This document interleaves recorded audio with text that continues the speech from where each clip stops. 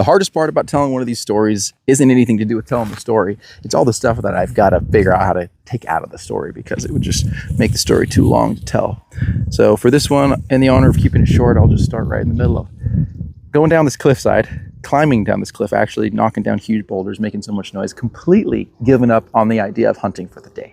I was after bear. It was my first archery hunt ever, and I had just been lost for too long, just trying to get back to the truck. I didn't have a phone, didn't have a map. I had left my phone on a mountain the day prior when AJ got altitude sickness and had to bail. So now I'm by myself trying to finish the loop that I started yesterday, and said, screw it, I'm just gonna go back to the truck. So I'm climbing down this cliff and I get a weird feeling. I look up and there's a giant bear, color-phased bear, blonde back, giant bear, just staring at me out in the open, 50 yards away, which is very abnormal for a big bear to just not be worried about a person. Curious cubs or smaller yearlings will do that. They'll kind of be curious about people, but this bear was not in that category. So I knock an arrow, step behind a bush, and as I start moving, this bear actually looks away from me, puts his head down, and starts walking towards me really quickly. So I ranged him at 50, and then within a couple seconds, I ranged him again at 40. So I decided to put an arrow in him. Didn't want to wait and see what was going to happen when he got close.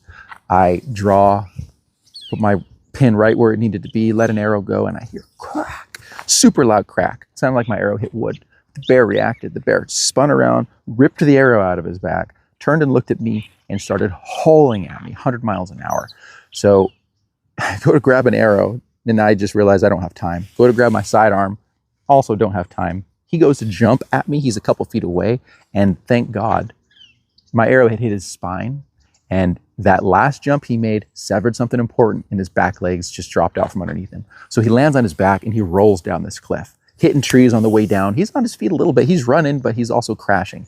So I'll show you what that was. That was this right here. Ended up being a Pope and Young record bear. The story doesn't stop there.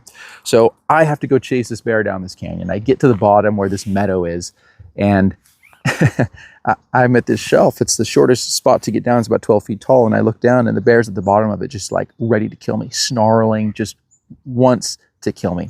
So I bailed. I go up to the top of the canyon, come down a different canyon, and on my way through the bottom of this canyon, in these bushes, I find these tunnels that I'm army crawling through to get back to the road. Sure enough, I run into a mama and a cub inside those tunnels with me at about 8 feet. Luckily, they went the other way, which was terrifying. And at this point, I'm like, I had given up on hunting hours ago. I want nothing to do with bears anymore. Get my feet back on the road. Finally, I'm hiking out of there, probably like a 12-mile loop I ended up doing with all the extra stuff. So on my way out, sure enough, I hear something in the bushes. Another jet black bear stands up next to me, his paws out, and is looking at me like, what are you doing here? And I, again, lose it. Want nothing to do with bears. I'm so done hunting. I want nothing to do with any of this stuff. So I start jogging out of there. At this point, nothing makes sense anymore. I'm thinking I'm going to get home and there's going to be bears inside my house. So I get out of there. I phone a friend. We decide to come back in at night, thinking I single lunged the bear. So we give him time to expire. We start going back up this canyon from the bottom this time, because there's no way we had time to come in from the top. And we get to where this bear was. I thought he was. I had drawn a map on paper and had a little spot where I figured he would be. Figured we're close. Sure enough, we're right on top of this bear, and he's not dead yet. He's just as pissed as he was when I shot him, and he's trying to kill us. He's doing this false charge, and I can't see anything. All I see is the brush in front of me is just snarling, just tornado. This brush is just on fire. This bear is so pissed. So my buddies step behind me, and they're like, shoot. And I have my 9 in my hand. I'm like, I can't, no, run. I can't see this bear. If I do see him, it's going to be too late. So we run, get home, go to work the next day. President of the company heard about what was going on, and he tells me, hey, you got the green light, get out of here and go do what you need to do if you got an arrow and a bear. So thank you, Tom. So I head back up there and I call AJ back over. He had been hunting with me earlier, and he comes back out with his buddy Luke. So we go back down this canyon.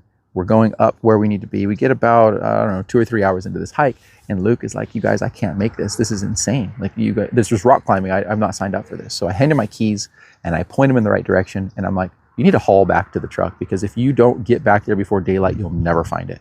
So I gave him best wishes and felt really bad about sending him out into the woods by himself, and he never, I don't, he's not even a hunter. Probably never will be after that experience. Maybe he will. Maybe it was perfect for him. So AJ and I are heading up this canyon. We get to where the bear is. Sure enough, that bear is still alive, still pissed. So I tell AJ, hey, he can't go uphill. This bear, it wants to kill us, and you can't go uphill. So do not be underneath him. And sure enough, AJ sees an opportunity, gets right underneath this bear and starts slinging arrows. And I'm like, dude, you're going to get killed. And he's just like, I'm not scared. And he told this story at my wedding. He was my best man. He's my best friend. And I'm glad he did, but it definitely got mixed reactions. Everybody's jaw was on the floor. So I take a high route, and AJ knows that I don't have my release. It was another thing I had lost in the chaos. It had been like 3 days with no sleep. So he's like, hey, buddy, do you have a shot?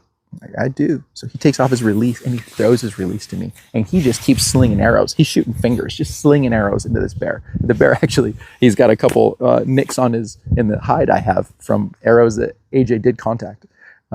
So I throw the release on, draw on this bear, let an arrow go. It's like 50 yards. And our releases weren't set up the same. If you're queasy, you might want to skip the next 30 seconds of this video. Arrow hits too far back, catches intestines, pulls like a 4-foot string of intestines out of this bear. It's still intact. It's like a loop on the ground.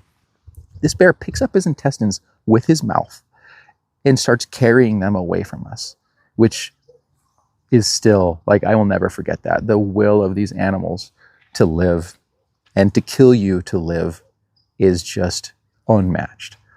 So, of course, I feel bad about that whole situation. But as a beginner archer, bow hunter, with no mentor at the time, you learn the hard way. One way or another, you learn the hard way.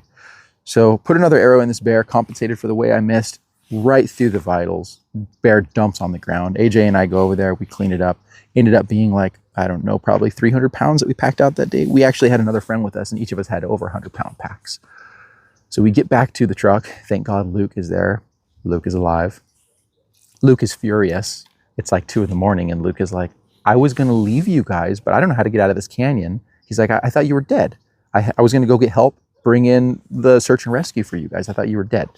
So I held up this and Luke's jaw hits the ground, because at the time it had meat on it, right? So it's twice the size with meat on it. His jaw hits the ground, and he's just like, okay, what do we need to do? And I said, nothing, brother.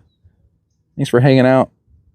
Hopefully you had fun, but the work is done. So that's the story of my first bear. Went to work the next day too. Got home at 6 a.m, took a shower, went back to work. Back when I was a geologist, new career, didn't want to ruffle any feathers. I'm sure my work wasn't worth much when I was that tired, but I hope Luke enjoyed it. I hope you guys enjoyed it. That's one of my favorite stories, and I had to cut out like 90% of it to make it short enough to be consumable. Thanks for listening.